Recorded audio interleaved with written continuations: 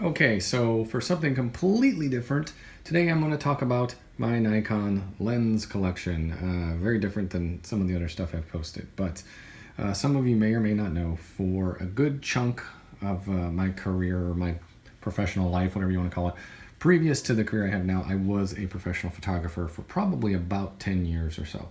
I started in that career about, I would say, maybe 23 years ago, and I did it for about 10 years, so getting out maybe about 13 years ago. That means for the majority of my career I used film, and like everyone else at the time, I started with a manual focus body and a manual focus lens, and upgraded to autofocus and bought, sold, traded to get various lenses, and did that a few times, and eventually ended up with a really great set of lenses. In fact, it's so great that even by today's standards, I really don't crave a lot of lenses today, because this set here really does about everything that I need. Most of these lenses are older, you'll notice when I go through all of them, but they still work great. They're still sharp. And in fact, most of these lenses, a good chunk of these lenses, can be found on eBay and other used places for quite cheap. So, or at least quite a bargain, I'll say, maybe not cheap.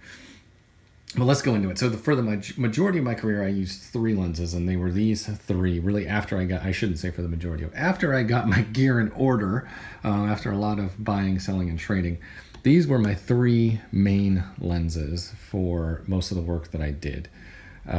It's because they covered just a huge range. And these 3 are the 20 to 35 2.8D. This is a really great lens. It's no longer made. Heavy, it's very heavy, really sharp and excellent lens. And then after that, I had this, the 35 to 70 2.8D. This is a push-pull zoom. Many people are familiar with this one. It's not a super popular lens. They didn't make it for very long, and it is really a great lens though.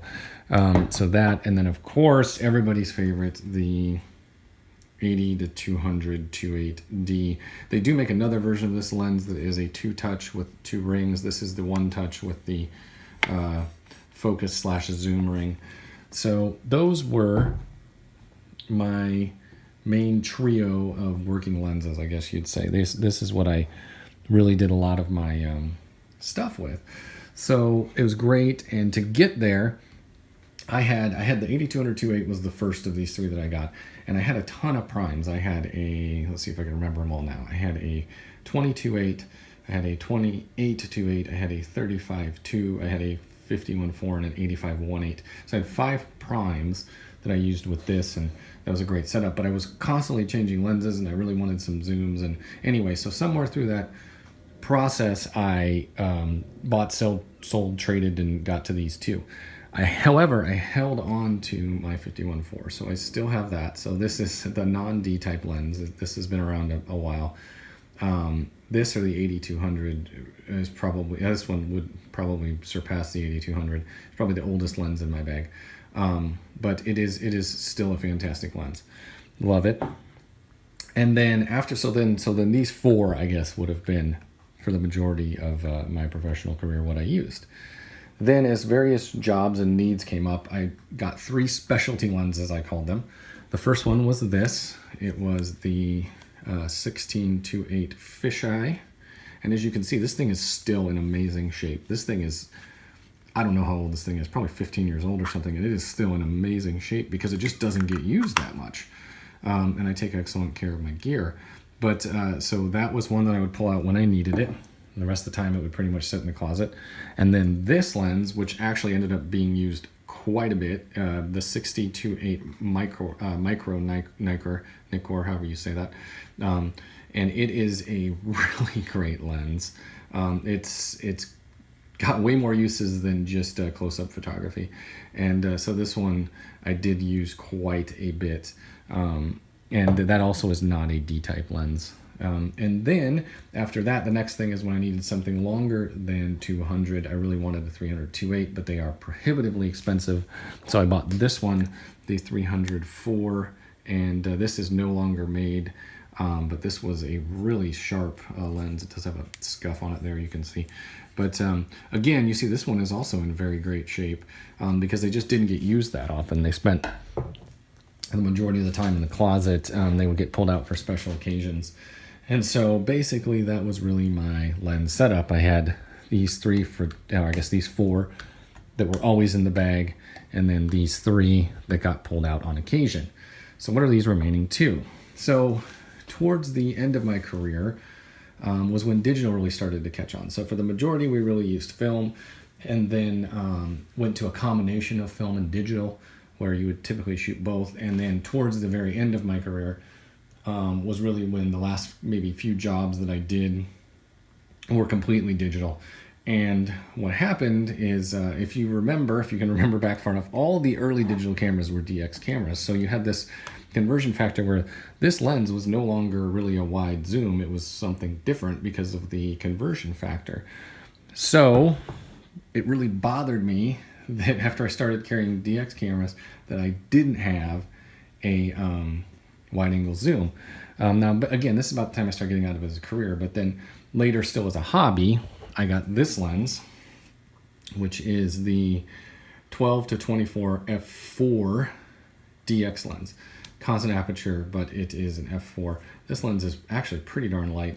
It's a great lens though. It definitely fulfills that need of this. So I had basically back to my Trinity here, so I could carry these three instead of this one.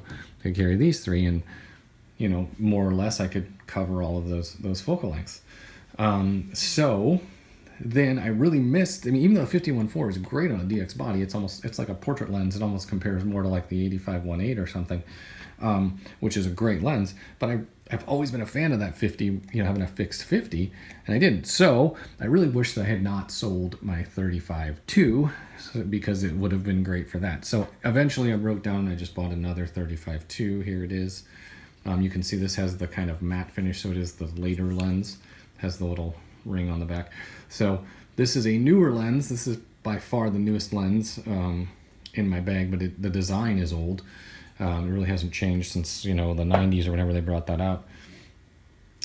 So basically, then whereas before I would carry this lens, and this lens on film or on an FX body, I can carry this lens, and this lens, and basically do about the same thing with the DX body.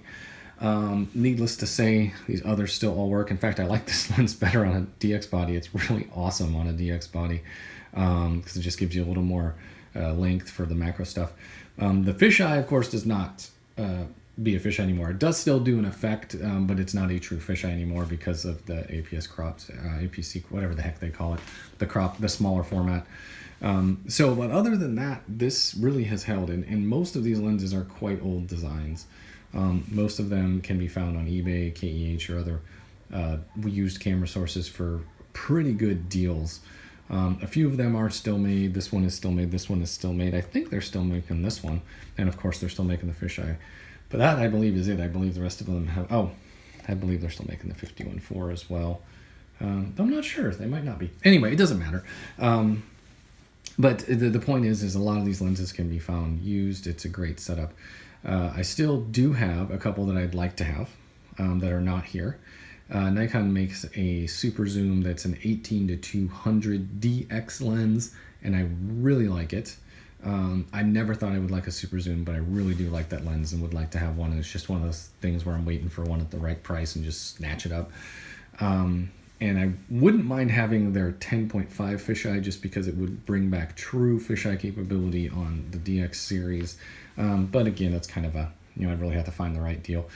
And then if really I got out there, I might want to get something longer than the 300, maybe a 400-2.8 or a 500-4 probably would be even better, just to really complete the series. But basically, this series of lenses that were bought over a decade ago really still meets my needs. So when people say you got to have the latest, greatest whiz-bang lenses, I say, really?